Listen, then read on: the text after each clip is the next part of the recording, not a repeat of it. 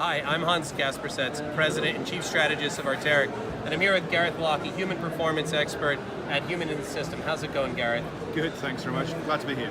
Excellent. Can you tell us a little bit about what you do? Yeah, I teach people how to deal with failure, how to learn with failure, how to treat it as a learning opportunity, ultimately how to fail safely. I do that at the individual level, team level, organizational level, and actually much bigger, the cultural level as well, why people do what they do and trying to make things better. Thanks, Gareth. The reason we're talking today is we met Friday night at a exploration conference, and we got to talking about how we can improve the culture around software development and innovation. And Gareth had some really great ideas that came out of aviation and other areas of business and the military, so it should be a pretty good interview. I'm looking forward to it. Gareth, we have a number of areas of mutual interest involving pushing the boundaries of the possible while doing it safely. Can you explain the overlap and coherence between exploration, military aviation, which is your background, and business? Yeah, sure. So we think about exploration diving. We start off with baby steps, building blocks that we put together, those skills, and we get better and better all the time. But as we're developing ourselves, it's like a baby walking. They fall over all the time, they fail. We don't tell children off for falling over. And that's the same with the technical diving. We build those up so that we can actually get expertise and go out and do exploration safely because we failed as we've developed. Military aviation, it's as safe as it is because we failed lots. But the real business, the real benefit in aviation is that we talk about the mistakes we do. We've created something called a just culture which allows people to talk about stuff that we do wrong in a manner that is not judgmental, it's based on people's experiences. And we can apply that to business too. But what we need to do is that, cutting edge business is about innovation. We've got to stay ahead of everybody else by innovating. By definition, innovation means we're going to fail. And what we need to know is learn from those failures and adapt and recognize that those failures are just normal. And a friend of mine, business colleague, Todd Conklin, a statement that safety is not the absence of accidents and incidents. It's the presence of barriers and defenses and the ability of the system to fail safely. So what we're trying to do is create the system where people can fail and use it as a learning opportunity. Yeah, I mean, the part that's really relevant to us, right, in software development is that software development is just a number of tests, right, where we have a hypothesis, we think we can build it in a certain way, we start to build it, and then it fails. We build it more and it fails. And we continue to go through this iterative process in order to find something that works. And what I think is really important is what we talked about the other night, right? It's that the team has to understand that all of the learning, right, all of our ability to progress comes from being able to talk about failure, share stories in a really safe cultural environment. I mean, it's something that we've worked on at Arteric for almost 2 decades. In that, I mean, there's really no penalty given that you've considered, more than one option, right? You're not negligent, you're not trying to harm the company or your team, that you think about the problem, you hypothesize the solution, and then you attempt multiple approaches to solving that thing. Definitely, and actually building on that is, you need to take into account that systems view of the interactions that unfortunately modern business is very much in silos and teams and things. But actually the problems occur in the relationships between those teams. Yeah. And it's making sure that communication is spot on and understand that failures can happen across, not just down. Yeah, and I think really, I think, not to repeat myself, but de-risking that communication and creating a context where people from different disciplines within the organization, even within different organizations, can come together, discuss where things went really, really well, right? Because we all want to be rewarded, we want to celebrate those things and enjoy those things. But then where the weaknesses appeared in the system, whether it could be anticipated or couldn't be anticipated, right? So learning from that, that's great. It's great to hear a company dealing with that sort of attitude as well.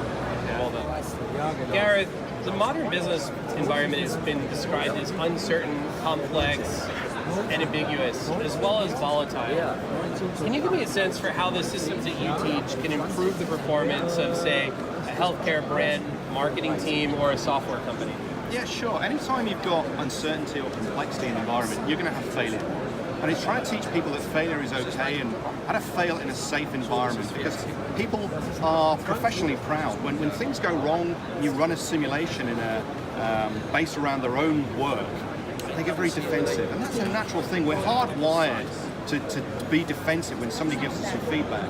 So the way that I do it is actually in a completely alien, no pun intended, it's about space. It's about flying a prototype spacecraft as a team.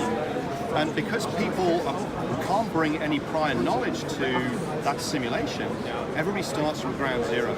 So that means that I can put the leaders and the followers in their normal work positions, but I can also mess around with that and put one of the junior guys in the office and the CEO as a subordinate. And now you get exposed to what it's like to deal with cultural barriers, authority gradients, things like that, that really stop learning happening, because nobody wants to tell their boss that they've screwed up. And they go, oh no, unless you create a very safe environment from that point of view. And that's really what my training is about, getting to learn about psychological safety in a fun, safe environment. Yeah, I mean, this is particularly important for us, right? So we have a lot of staff that comes on board.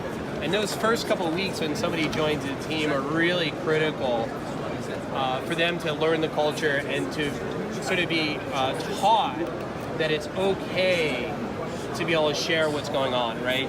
They want to come in, they want to make the first best impression, and they have a pretty big impact on what we're doing and on the team dynamics. And so, we've spent a lot of time talking to them, making it clear for them to understand what is going to be rewarded, what may not be rewarded, what might have significant consequences, right? And really, the truth is, it's not taking the action to talk about what's going on. And interestingly enough, I mean, for Arteric, right, the way we arrived at it is that from our exploration, right? So we fund expeditions all over the world, and quite frequently they do fail. Yeah. We go to places all the time, we don't find what we're looking for, equipment fails, people get sick, and building systems that can adapt and overcome, and then bringing those learnings back into the office to the team to generate some excitement and to generate a high level of trust between team members. And that trust is a brilliant bit, because one of the best ways of building that trust is for the leadership at the start of any debrief or anything else like that is put their hand up and say, I failed. I failed doing this. This is why I failed, and this is what I've done to stop that happening again in the future. So actually demonstrating vulnerability is a fantastic way of building trust within an organization. Just to riff off that, right, one of the things we found to be most successful, which maybe I should admit this, maybe I shouldn't admit it, is when we have a really big screw up on a client project, we write a really detailed report right away of all the places we messed up and all the places we could have done better in that, and then we send it to the client, right? And basically fall on our sword. We also offer right away to make it right. So it's basically, here's all the ways we screwed up, here's all the places we could have done better, what can we do to make this right? And I gotta admit, in all the times we've ever done that, nothing sort of bad has come out of it. And quite frequently, both the client's experience, the client's systems, as well as our systems have improved dramatically. That's learning from failure in a really positive way, so awesome. Hey Gareth, one more question. What do you think is the hardest thing for explorers and businesses to deal with? Failure. Because actually everybody wants to succeed. Explorers, it's about getting to the end of the line or top of the mountain or anything else like that. And they're as part of their development process, they're going to fail as they get there, but people don't like to fail. And they certainly don't like other people critiquing their failures. And I would say the same thing for business, that actually we don't want to fail because we lose money, we lose reputation. But actually, as just explained earlier, when you talk about your failures to your clients, they go, brilliant, they're an honest guy. They understand that failure is normal. And actually, it's about creating that environment where failure is normal. And we can talk about it as a developmental opportunity rather than looking to blame somebody. As soon as you start blaming people, the shutters come up, people get really defensive, you don't get the whole story about what's happened. And I would, a brilliant story I read just recently about the Damascus project, about a Titan III nuclear warhead being thrown 500 yards because of an explosion in the silo, because some of the guys had dropped a 9-pound wrench and they kept it quiet for half an hour while this rocket propellant was going everywhere.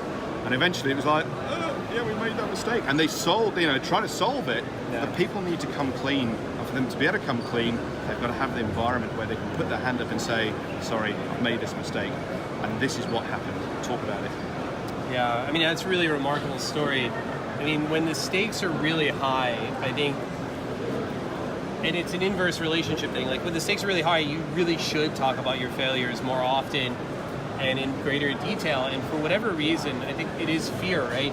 You're afraid of losing something, you're afraid of not getting what you want.